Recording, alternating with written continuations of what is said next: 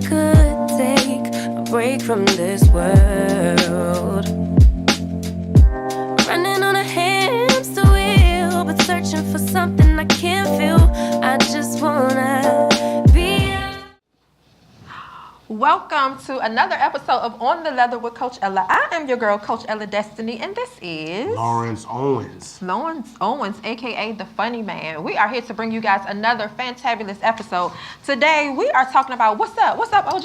What's up? What's going on? What's going on with these streets? We're gonna find out from the OGs. We The about to OGs find gonna out. let us know what's up with the streets, boys and girls. Yes, That's what they gonna indeed. What's the street rules? What we got going on? Stay tuned, because when we come back, we are talking to the OGs about what's up. Stay tuned. On the Leather with Coach Ella. do. On the leather.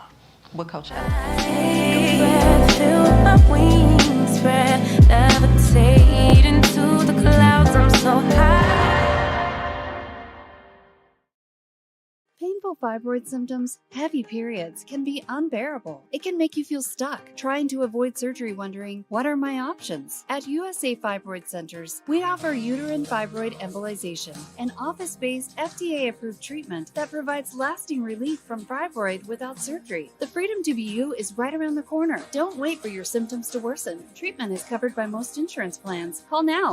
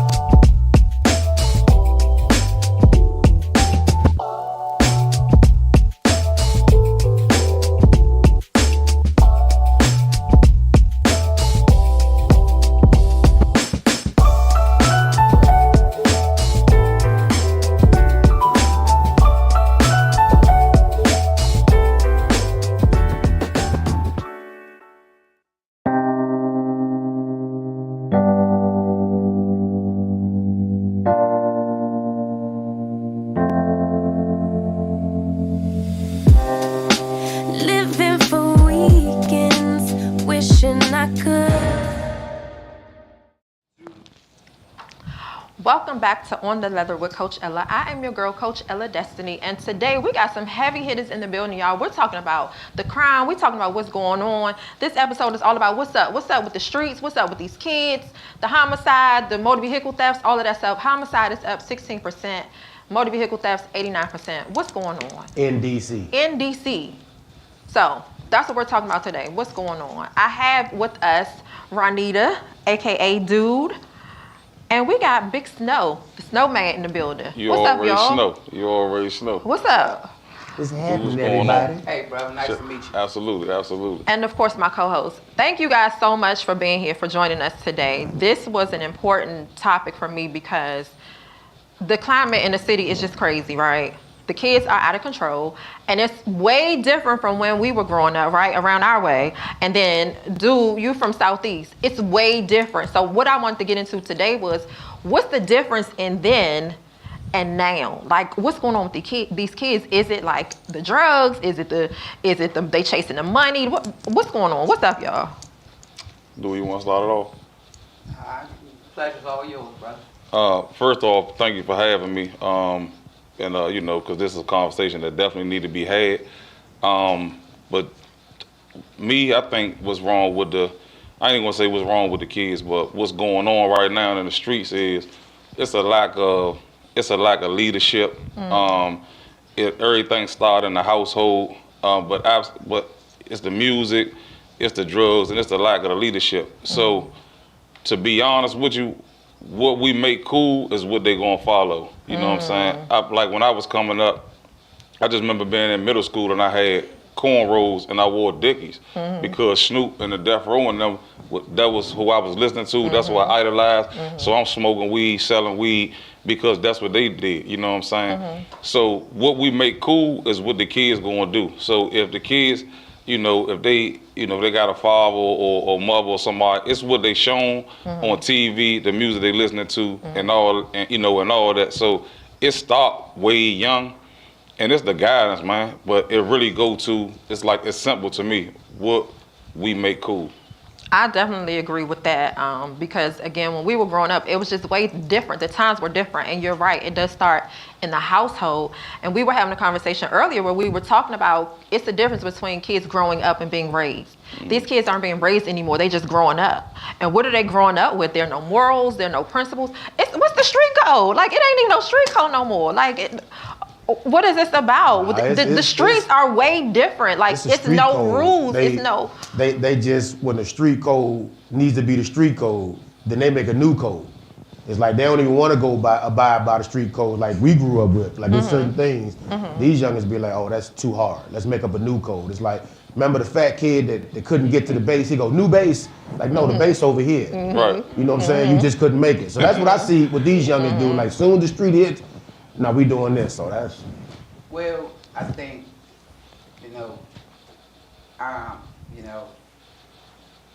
I grew up in Southeast. I work with youth in Southeast, and I agree. They have a whole new rule, and what he says, there's no leadership, right? So here's the thing.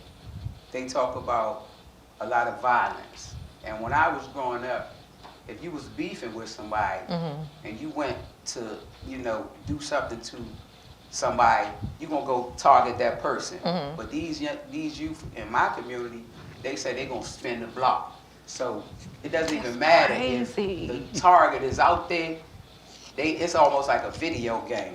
They get street cred for spinning the block. So you spin the block, it don't matter who out hit. there. They going by numbers and not even the target, right?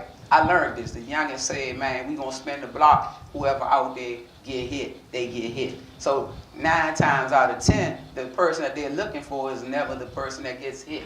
But so we all out here. That's what I'm saying. When I go, like I told Hold on, dude. What's that ad? Let me call my baby mama. Sarah, they spinning the block. Don't go outside. They spinning the block. Till it get out of there. Baby, stay in the house. Don't go outside. They spinning the block. They spinning. But that's the thing. And like, so where did this come from though, spinning the block? Because when we were growing up, it wasn't no spinning the block. It was rules. There was women and children are off limits. Exactly. Like, you were helping. I don't care how much you sold drugs, how much, whatever you did in the street. When you saw a woman, you were respectful, you were mannerable, you helped with groceries and all that stuff. Like, what happened? Where did spin the block come from? Like, who did that? Well, what the heck? See, the thing is that they don't want to listen to nobody, right? They don't want to hear anything. Like, you're an older guy, right? You probably been in the game. Because the game don't change, just the players. But they think that this game that they playing, they invented it, right? So an older person like you, like me, that been out here, that's been around and observed some things, or been right here active in some things, they think that we old and washed up and we don't know what's going on, right? I'm older, but I'm young.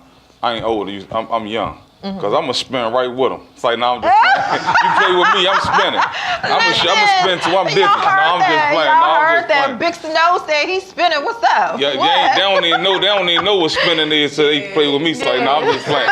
No, I'm playing. See, I'm serious. It's like. The other thing is that I'm disappointed, right? Yeah. Because one thing about DC, right? DC is a very unique place. Yeah. Right? But this new generation, they are influenced by a lot of gang culture. You know, a lot of the youth in my program, they listen to the Chicago rappers and they want to be like those guys, right? And so they taking leadership and influence from TV. All those people is actors, you know, and they don't, man. It's an old saying. You know, you think you Scarface, but you ain't see the end of the movie, right? Scarface was the man, right? And then he got killed. But if you look at Scarface ain't had no morals and principles because guess what? He got rid of the dude that put him on. He wanted to be like that dude so bad that he went and got that dude's wife and made her his woman. That relationship didn't work out, right? And everybody that he had dealings with, he crossed them. So you don't really want to be like Scarface, right? So them youngins, so now, I mean, I'm watching it play out right now because everybody, they idolize, they get locked up, then they go to jail, and then they telling everybody, right? So they don't got no morals and principles. Yeah. And that's the other thing is like, you said the morals and principles, like even when it comes to like the carjackings and all of that stuff, like what's happening there? Like where are the morals and principles? Like we had to go out here and work for what we wanted. Sure. You know what I'm saying? Like we had to get jobs. I know when I was in high school, we did the whole the work program where you had a half-day schedule. You went to school and then you took your butt to work. If you wanted a car, you worked for it. But now, or is this work for them? Is this what they call work? When they wake up in the morning, I'm going to work, meaning I'm going to steal a car so I can make some money. Like, but they're not being groomed. So people always say like this generation worse than the generation before them and so forth and so forth. And it's probably true because it do get worse and worse. But you gotta think like, so, you know, when I was coming up, the dudes I looked up, like the dudes that was robbing, they was weak. Or not even that they was weak, they wasn't idolized. Like we don't want to be like him that's robbing, you know what I'm saying? We want to be like him that's getting money. But the robber dude was kind of like, he just was the robber dude, you know what I'm saying? He wasn't idolized. Now, with the music in the streets, that's idolized. Ain't nobody, everybody want to run off on the plug, everybody want to rob. So again, and I love rap music, I'm a rap fan. I know how much it influenced me when I was a kid. And I know how it's influencing the kids now. So if Chicago got nothing but drill music, the city they got if all their music talking about killing and robbing, then that's what you're gonna do. Right. But one thing a little bit deeper on that, it go to financial literacy, and that's why I be hard on financial literacy. So if me and you go out and rob this literally happened to me. I was getting money. And you using me as an example? Yeah. So don't, because I'm gonna tell. So he gonna tell. I get what you're saying, but I get what you're saying, but look, I ain't using him. No, use the boys that came in. Use the boys that came in. Because they gonna stay solid. They gonna stay solid. That's gonna be the end of the spree. That's gonna be the end of the production. I can't use you for an example. That's the end All right, of I'm the for production. Okay, all right, we go for the example. No. I'm gonna re-example your example to say, what if we go rob and I tell? And then you let the youngest know that. Go ahead. Oh yeah, Go ahead, Big Snow. Go ahead, Big Snow. Me and my man that said, man, Weezy. Yeah, Weezy. Yeah, Weezy. he was Weezy. So when Weezy was standing around Bennett Park, me and another dude, I had some money, but another dude was down in his luck, and he like, come on, Snow, we about to go, you know what I'm saying, woo, woo, woo. So because I had money, it didn't even make sense to me. And what, you know what I'm saying, we even came off what was minute. Hold on, Big Snow. Whoop, whoop, whoop is a DC term that explains that whatever needs to be done in that particular situation. It can be a noun, a verb, or an adjective. You know what I'm saying? So use it out of context. Say we're going to whoop, whoop, whoop. Yeah, it means fill in the blanks. There you go. All right. It means he might tell if I say the real thing. You know what I'm saying? Exactly. That's one form of whoop whooping, but that wasn't the whoop whoop that he was saying. He was because he's trying to clean it up because he's teaching right now. So go ahead, Big Snow. So, but basically what I'm saying without being too long-winded is, if the youth had another way, everybody don't want to be a gangster. Everybody don't want to sell drugs. Everybody don't want to rob. But when they start to grow up and nobody show them another way, and all you know is the people that's getting money is robbing, is selling drugs, that's what you're gonna do. Everybody want more than what their parents can afford. You growing up, you want more. You know what I'm saying? I was in the street because I wanted more than what my mother could afford. You dig what I'm saying? And that's what the streets provided to me. But if somebody told me, look, you can be you can go be an apprentice to be a welder, and you're gonna start off at $20-something an hour, or somebody told me you can get your CDL and drive trucks and make X, Y, Z, and you could buy your own. Like, no, they don't have no options. So I don't blame it all on them. It's really about options. Do you think that the parents, because I know one of the things that we talked about earlier also was that, the parents, And again, it's about accountability. Me as a woman, a lot of times we tell our sons when the father isn't there, he's not in the household, so now you the man of the house. And the kid's 13, 14 years old. So he has that responsibility. Now I think I got to provide, I got to get money, I got to get a car, so I'm going to steal a car. I got to do all these things because my mother told me I'm the man of the house. Right. So do you think that also plays a part in why these kids are the way that they are? Do you think that? I think that's a dangerous bone to put on a young man, because with that mother-son dynamic is something that people will never understand. Anything a mama say to that boy is law, it's tabernacle, it's in stone. Every dude in here can relate to that. So if a mama be like, look, I need you to do this, he's gonna take it literally, and then he's not even gonna have an idea what to do. Right. Because the world is waiting on cats like that to come out uninformed and green. Hold that thought. Well, when we come back, we're going to talk about a solution to what's going on. We're going to get into Big Snow and his business and what he has going on. And also, we're going to talk about the solutions for these kids, because it has to be a solution. We talked about the problem, but now we have to bring the solution. Stay tuned. We'll be right back.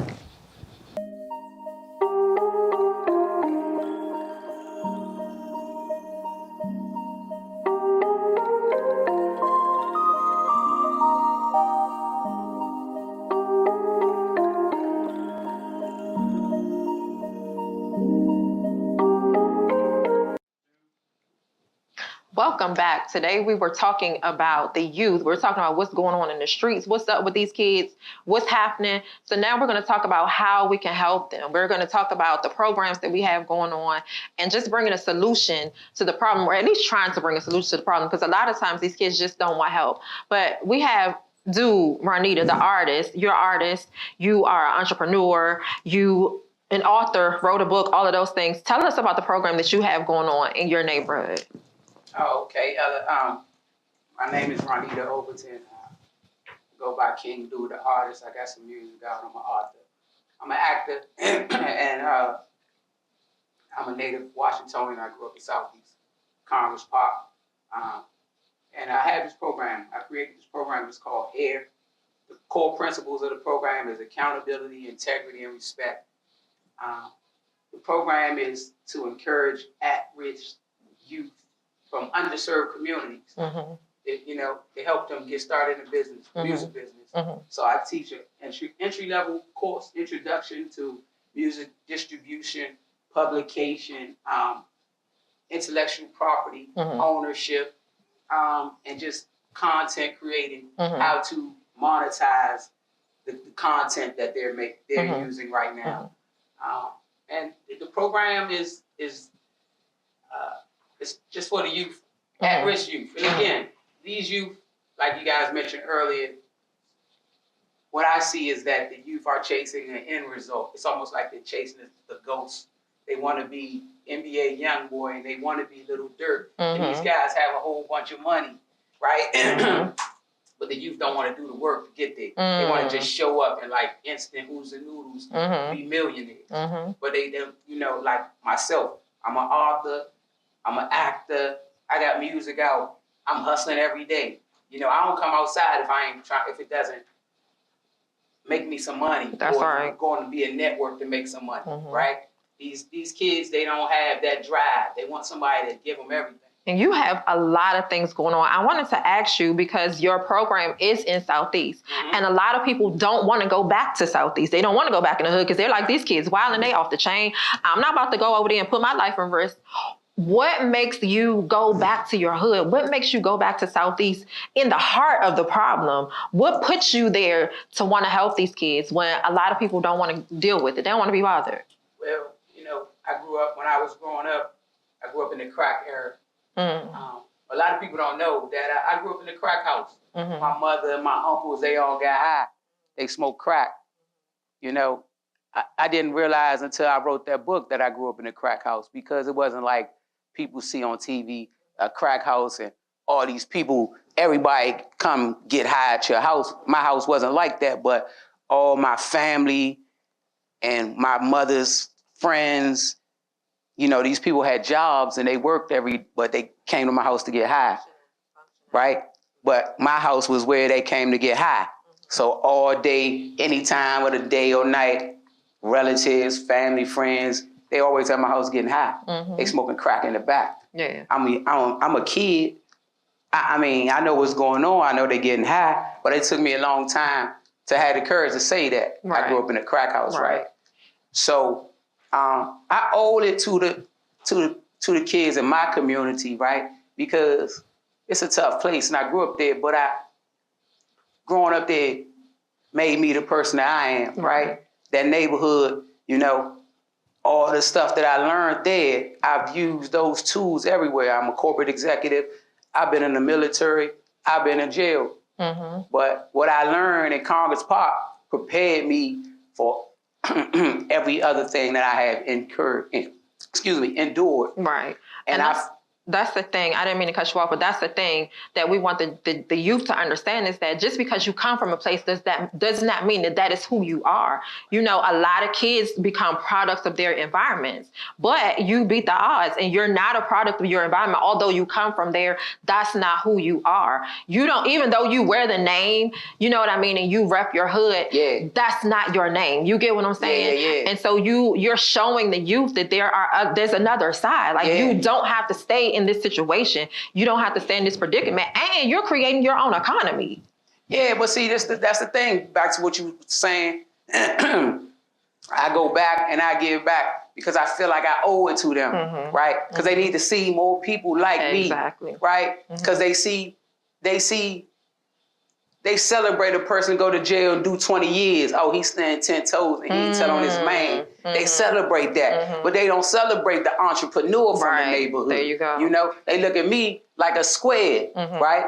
They look, oh man, dude, a square. But then when I pull up in the foreign car and I got the Rolex and these things, they like, damn, how can I do that, dude? Exactly. And I'm like, listen, you ain't got to be out here risking your life for this little bit of money. If you come over here and listen to me, or not just me, because I have a network of friends, millionaires, entrepreneurs. They got multiple businesses and things like this, man, right? So if what I'm selling ain't attractive to you, maybe I can introduce you to somebody that can show you how to continuously to make some money. That is it. Because to them, $5,000 or $10,000, that's some money. But to me, that is pocket change, you know? You can spend that real quick. I can take you to Tyson's Corner. We can spend that real quick. Yes. Right? You ready?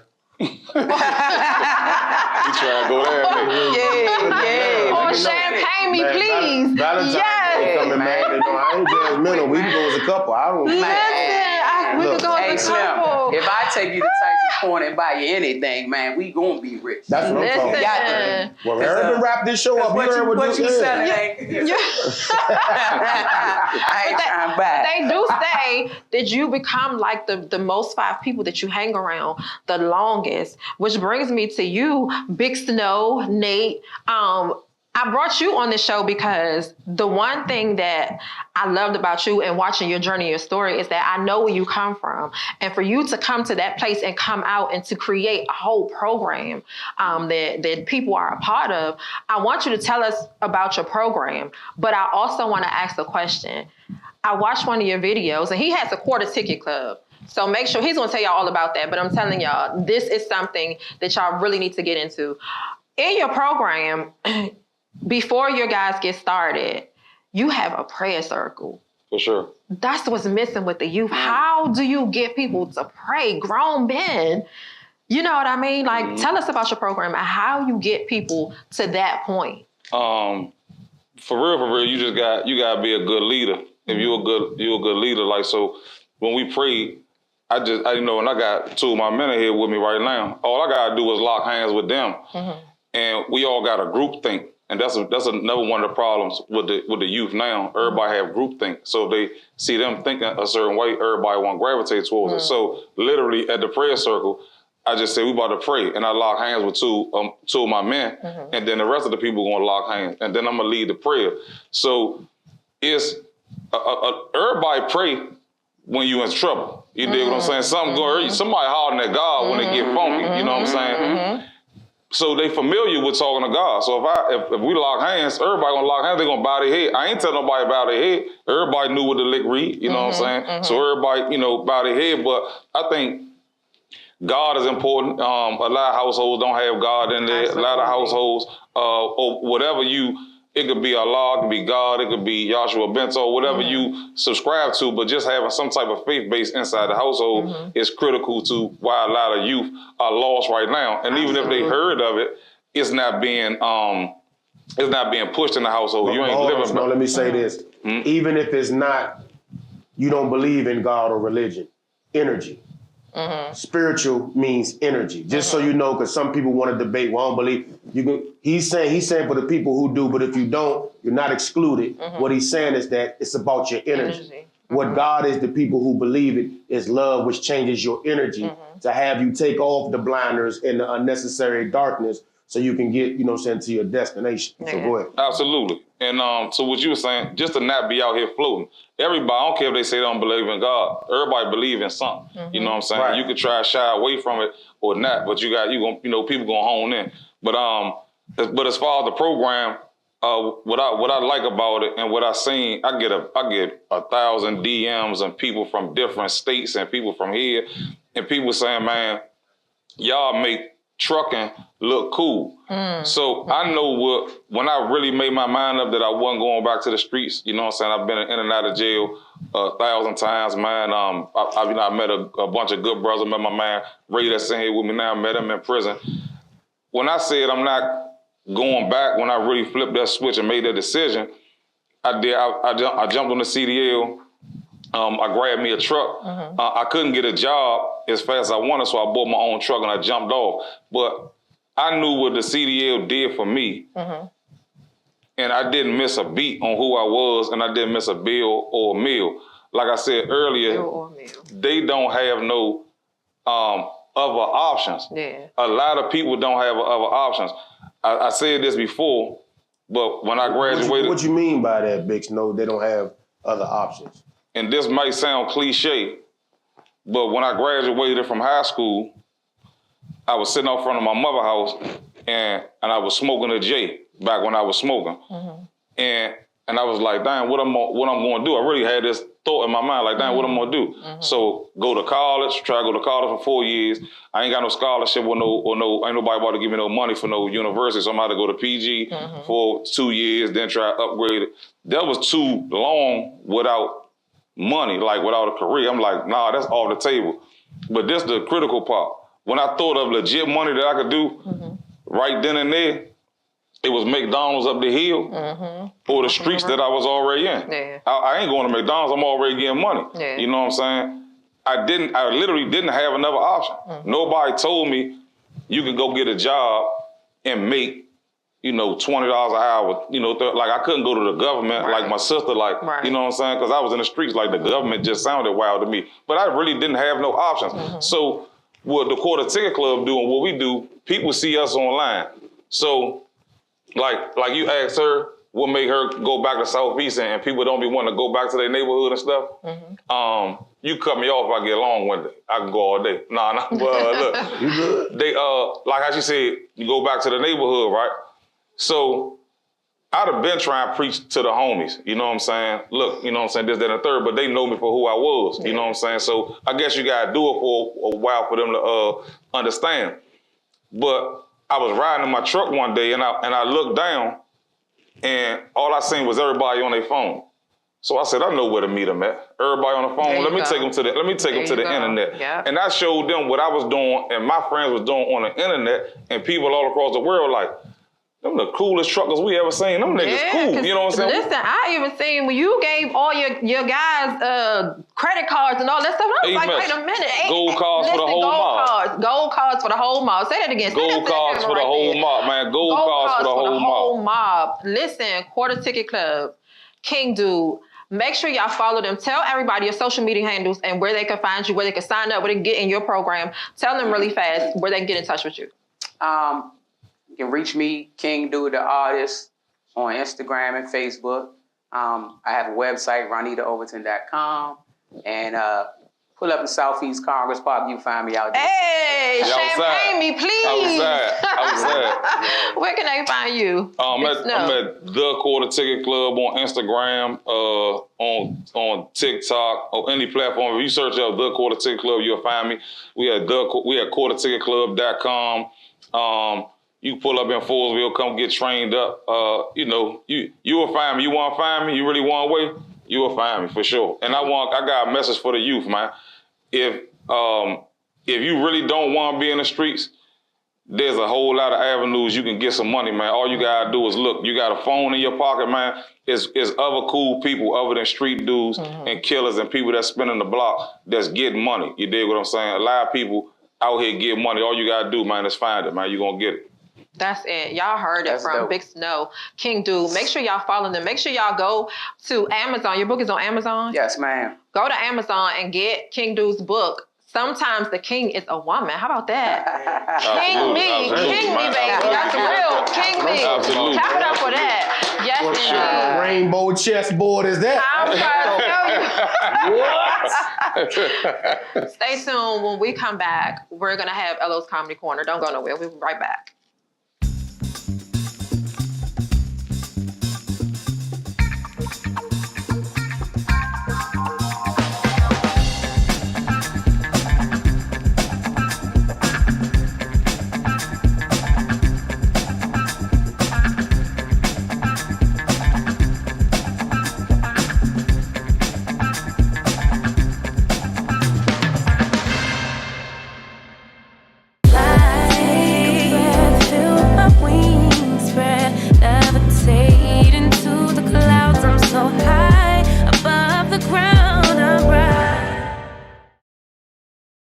Welcome back. We just had an amazing show with my girl King Dude and Big Snow, and now we're going to hear from Mr. Funny Man himself, Lawrence Owens, a.k.a. he thinks he's hilarious.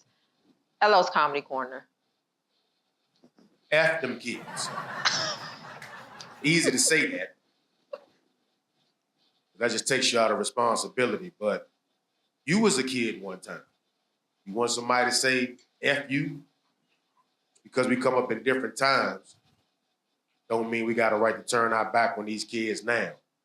They need us more than ever. They don't listen. They do whatever we want, whatever they want. They hard-headed. So was you. Wasn't no social media back then. The social was us talking to each other and learning. We got to find a way to turn today's social media into them seeing and learning. We had a blueprint back there. The blueprint back there was the people who did sell drugs. We talked about selling drugs today. The people who sold drugs, people who robbed, you know what they did? They told us not to do that. They wasn't afraid of the backlash to come with it. If you're going to help them kids, don't be afraid of backlash to come with it. We can turn that F, instead of F them kids, let the F be for them kids. I'm Lawrence Owens. That's all I got to say.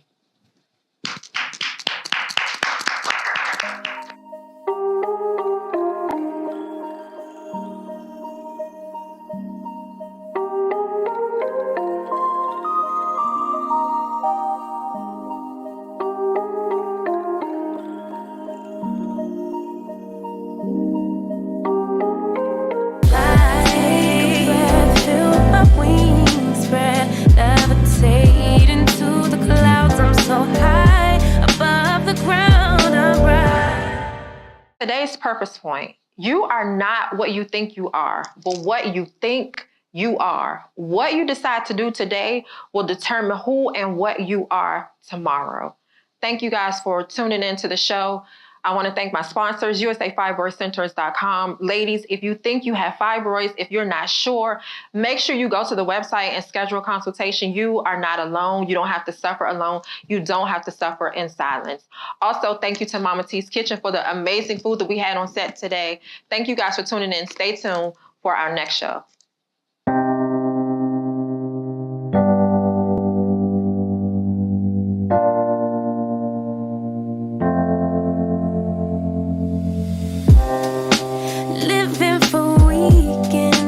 Wishing I could take a break from this world. Running on a hamster wheel, but searching for something I can't feel. I just wanna be a lost girl and fly. Hey you guys, it's your girl Coach Ella Destiny. I wanted to make sure that you signed up for my So What You Can Sit With Me conference. Listen, if you have not signed up for anything else, make sure you sign up for this conference. We are only doing 50 women per day and the slots are going so fast. The cost is only $150. And what do I get in my $150, Coach Ella? You're going to get your t-shirt, you're going to get your coffee mug, you're going to get your book, and also you get to sit with me. You get to pick my brain, you get to ask me whatever it is that you want to know, and I'm going to share my fibroid story with you. And then we're going to exchange so what moments. I'm sure you guys have all had a moment in your life where you thought it was so bad and you can finally say, you know what? So what, that happened to me. Now how do I get to my next? That's what this conference is all about. We're going to have guest speakers. We're going to have giveaways. It's going to be so much fun. So make sure you go to my website, elladestiny.com, and sign up. So what? You can sit with me. We can have conversations. We can have girl talk. We can chat about anything you want to talk about. So what? You can sit with me. Go to my website, elladestiny.com, and make sure you register so that you don't miss out.